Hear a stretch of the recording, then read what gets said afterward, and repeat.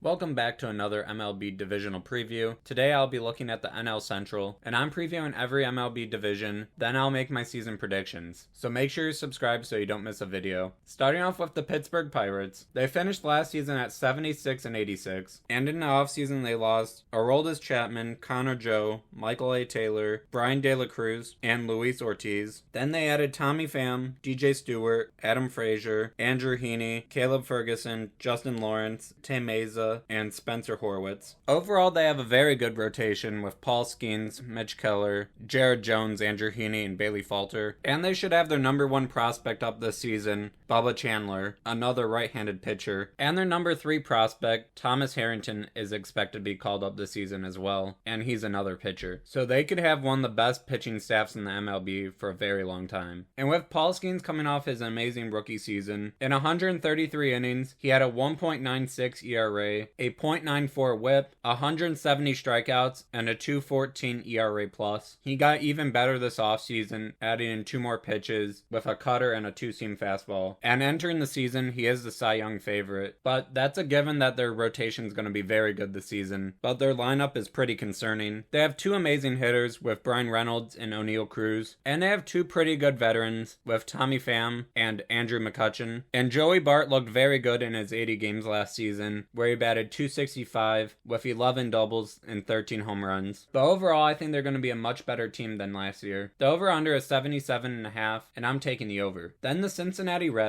They finished last season 77-85, and over the offseason, they lost Jacob Junis, Ahmed Rosario, Justin Wilson, Ty France, and they traded away Jonathan India. But they added Austin Hayes, Gavin Lux, Jose Trevino, Brady Singer, Taylor Rogers, and Scott Barlow. And they also signed future Hall of Fame manager Terry Francona, and that should help the team out a lot. And they overall have a very good and very young team. Their lineup's looking very good with TJ Friedl, Matt McLain, Ellie De La Cruz, Austin Hayes, Jeimer Candelario, Gavin Lux, Christian Encarnacion Strand, Jake Fraley, and Jose Trevino. Then when they're back from injury, they'll also have Tyler Stevenson and Spencer Steer. Ellie De La Cruz made a very big jump in his second season, making his first All-Star team and having a 5.2 WAR, and he batted .259 with 36 doubles, 10 triples, and 25 home runs, while also leading the MLB with 67 stolen bases. And in his first 2 seasons, he already has 102 stolen bases. But another thing he can work on is his strikeout numbers. He also led the MLB with 218 strikeouts. So if he can cut down on how many times he strikes out, he could potentially have an MVP type season this year. And they have a pretty good rotation with Hunter Green, Brady Singer, Nick Lodolo, Nick Martinez, and Andrew Abbott. And Terry Francona's always had a great rotation in Cleveland, so his coaching should help them out a lot. Hunter Green is coming off a breakout season where he was an all-star. He had a 2.75 ERA, 169 strikeouts, and a 160 ERA+.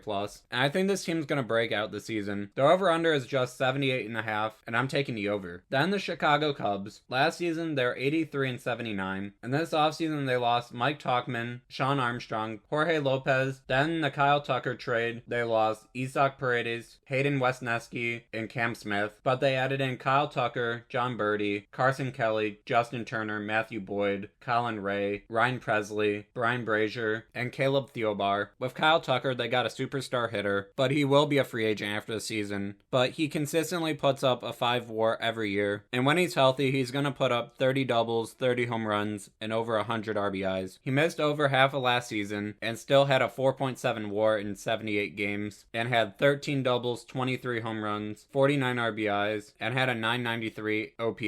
And if he did that for the entire season, he probably would have been top 3 in MVP. Then they have a pretty good rotation with Shota Imanaga, Justin Steele, Jameson Taillon, Matthew Boyd, and Colin Ray. Last season, Matthew Boyd pitched amazing with the Guardians. In 8 games, he had a 2.7 ERA, 46 strikeouts, and a 151 ERA+.